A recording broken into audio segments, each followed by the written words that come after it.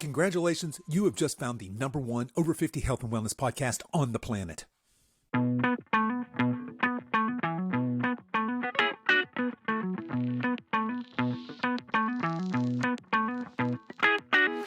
Hello and welcome to the Over 50 Health and Wellness Podcast. I'm your host, Kevin English. I'm the founder of The Silver Edge, and our mission is to help you build and maintain a lean, healthy body that you love for the rest of your life, so that you can show up in the second half of your life as the healthiest, strongest, most vital version of yourself. Today we have another episode of the Coach's Corner, so it's just me, no guest, and we'll be back next week with our normal interview format. But since this episode will be released the day after Thanksgiving for those of us here in the U.S., I thought I'd talk about the importance of gratitude for holistic health. Now, before we get started today, I want to let you know that we are running a sale on our 6-month 101 personalized online nutrition, exercise, and lifestyle coaching service that is designed to help you build and maintain a lean, strong, healthy, vital body that you love for the rest of your life. If you sign up for coaching this weekend, December is on me. That's right, your first month of coaching is absolutely free. You won't spend a dime until next year. So if you're listening to this podcast before December 1st, 2023, and you're ready to take your healthy aging journey seriously and get a jump start on your New Year's resolution, shoot me an email at coach@silveredgefitness.com, and we'll hop on a quick Zoom call to see if our personalized one-on-one coaching services are a perfect match for you and your goals. Okay, enough shameless self-promotion. Let's get on with today's show.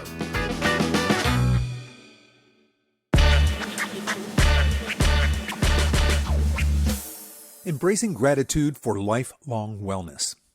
Today, we're diving into a topic that's near and dear to my heart, and that's the transformative power of gratitude and its profound impact on your holistic health. You know, I once heard it said that a grateful heart is a magnet for miracles.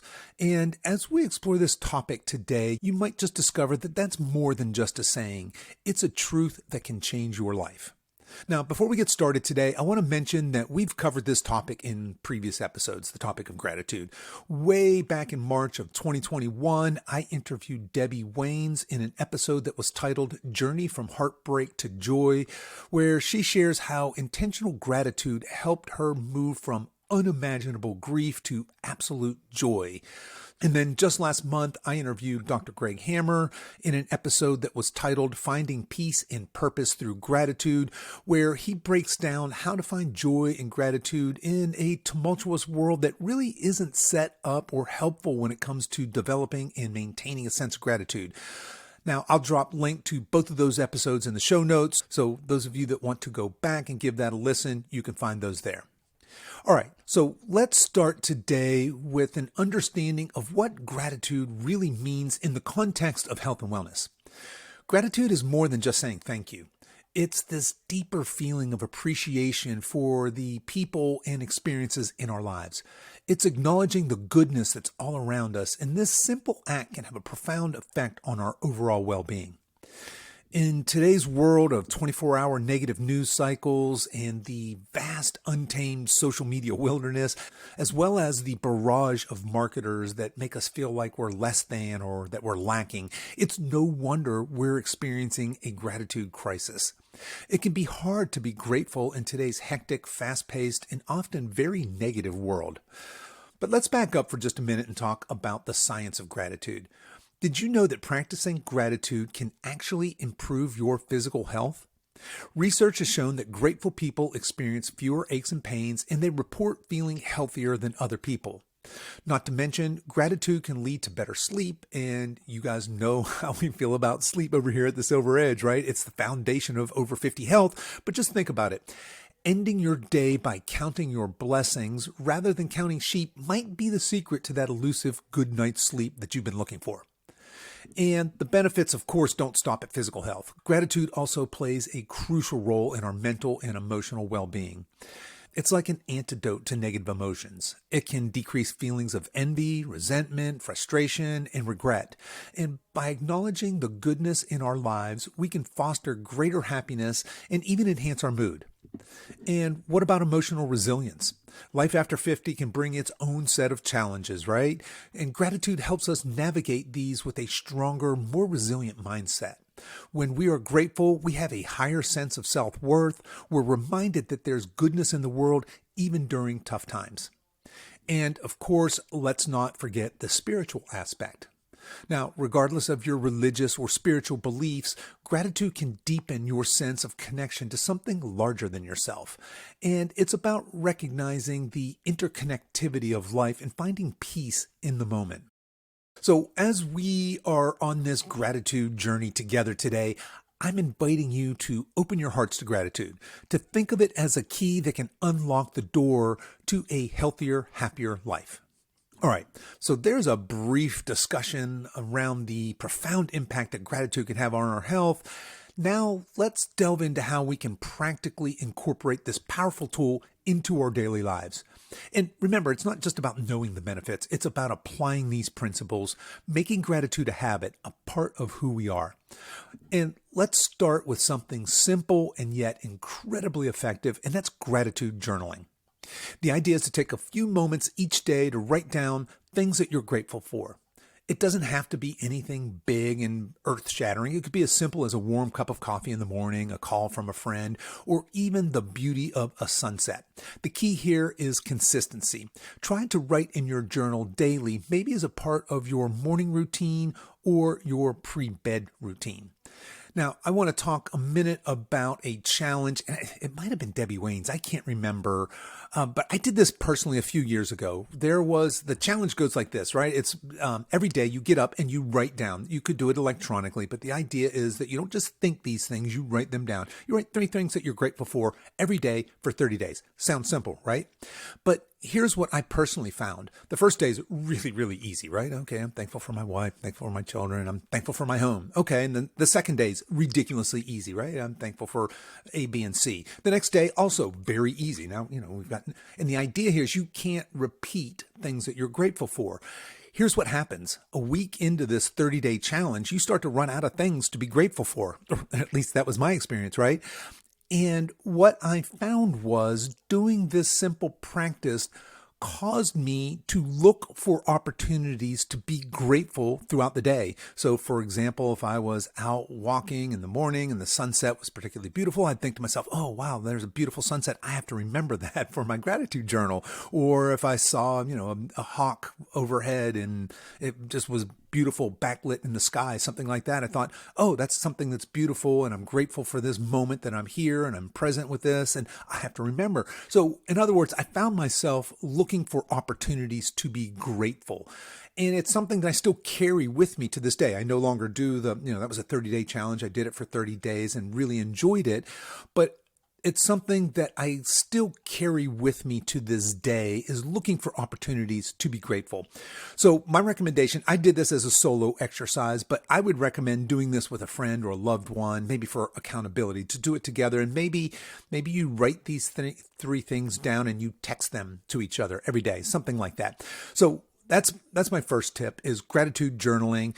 And look, I'll talk for a minute to you guys. I know sometimes the ladies, that might sound like, oh yeah, that's a great idea. I think I'll jot down some things I'm grateful for every day. And guys are like, that sounds kind of dumb. Guys, if that's you, if that's kind of your attitude, I don't know, maybe I'll be grateful, but I'm not going to write any of that stuff down. I would encourage you, I would challenge you, in fact, to try that 30-day challenge. Just like I said, you could write it down in the notes in your phone. You could get a little notebook, but just to have a practice of journaling, at least for a time, of things you're grateful for, can have a huge impact in your life. All right. But now, if writing is not your cup of tea, how about a gratitude meditation or prayer? Just dedicate a few minutes each day. I'm not talking about being a monk and sitting cross-legged in a cave on a stone floor for hours on end chanting Om. I'm just talking about a few minutes each day to quietly reflect on what you're grateful for. Now, you don't have to do this while you're in a yoga pose or a prayer pose. You can do this while you're taking a walk, while you're sitting quietly in your favorite chair, or even while you're doing household chores. It's about taking a moment to pause and appreciate the present. Now, here's how I personally apply this to my life. I personally bookend my day with prayer, with specifically gratitude prayer. So the first thing I do every morning when I wake up is I have a short prayer practice where I'm giving thanks. And then the last thing I do before I go to sleep at night, and I don't mean 30 minutes before, an hour before, or 10 minutes before. I mean, actually, when I'm laying down, the lights are out, and it's time to sleep, my head's on the pillow, my eyes are closed, the last thing I do is say this short, again, a gratitude prayer, and I'm giving thanks for things in that specific day. And no matter how shitty my day was, no matter how hectic, no matter what tragedy might have befallen me in that day, there are things that I can be grateful for. And what I find is that a couple of things. Obviously, we're talking about the positive health effects of gratitude. I'm reaping all of those. But it's also a way, because this is something I do every night without fail before I fall to sleep, it's a part of my sleep ritual. So my body and mind, I suppose, have become sort of conditioned to, okay, when Kevin is saying this prayer, right after that, we go to sleep. And I say that prayer, and the next thing I know, I wake up in the morning, right? So that's how I personally apply the gratitude meditation or prayer, but that's another great way for you folks to practice gratitude. And then another wonderful practice for gratitude is to express gratitude to others. In other words, to tell people how you feel about them, to tell them that you're grateful that they're a part of your lives. And this can be incredibly fulfilling and will obviously strengthen your relationships with people. A simple thank you to someone who helps you, or taking the time to make a note of appreciation, or even what we'll call a gratitude visit, where you tell someone how much they mean to you, can be deeply rewarding. Now, for those of you that love technology, there are numerous apps available that can help you track and maintain your gratitude practice. And these apps can also send you daily reminders. They provide prompts, and they can even allow you to share your gratitude with a community. So if you're into that sort of thing, there's tons of apps out there. Or I might even encourage you to start one. You could start, say, a gratitude Facebook group, and you can make it like a private Facebook group and only invite your friends, or you can make it open to the public. But there's a lot of ways that we can harness technology in order to practice gratitude. All right, but let's face it, forming new habits, especially for us old dogs, right? Those of us over 50, over 60, it can be challenging. So it's really easy to start things with enthusiasm and then just see it wane over time. To overcome this, try pairing your gratitude practice with an existing habit. For instance, think of 3 things you're grateful for while you're brewing your morning coffee, or perhaps while you're sitting with your morning coffee. Or reflect on your day's blessings as you brush your teeth at night. But in other words, something you're already doing, a habit that you already have, if you pair your gratitude with that, it can be an easy way to sort of get into this habit of practicing gratitude. And of course, remember, it's perfectly normal to have days when you struggle to find something to be grateful for, especially on those tough days, right? But even on these days, try to find the smallest thing to appreciate. And it could be as simple as a comfortable bed, or that one quiet moment that you got to experience in that otherwise crazy, hectic, all hell breaking loose kind of day. I want to encourage you to pick 1 or 2 of these practices and give them a try. It doesn't have to be big. It just has to be consistent. Now, as we come to the end of today's journey together, I want you to leave with a heart a little fuller and a spirit a little lighter. Gratitude isn't just a word, it's a powerful force, a way of life that can profoundly transform your health and overall well-being. And of course, remember, it's never too late to start. Whether you choose to keep a gratitude journal, meditate, express your thanks to others, or simply pause to acknowledge the good things in your life, every small step is a giant leap towards a healthier, happier you. And I'll finish with this. Having a gratitude practice has deeply, profoundly impacted my personal life. Having a gratitude practice connects me to God. It connects me, if you rather, you can substitute the word divine reality. It connects me to divine reality. It grounds me. It helps me know my purpose. It helps me stay purpose-driven. And I'm thankful for so many things in my life. I'm thankful for my home. I'm thankful for my family, for my health. I'm thankful for my amazing clients in this business I'm building.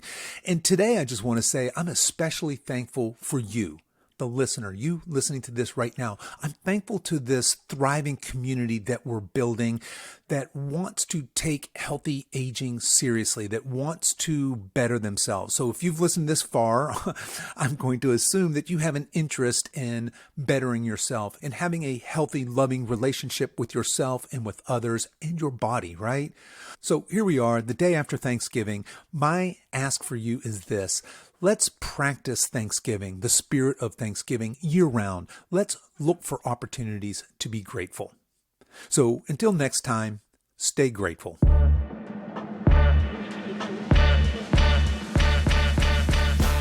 Okay, that's our show for today, folks. If you've enjoyed this podcast, I want to let you know that we have other free resources over at silveredgefree.com.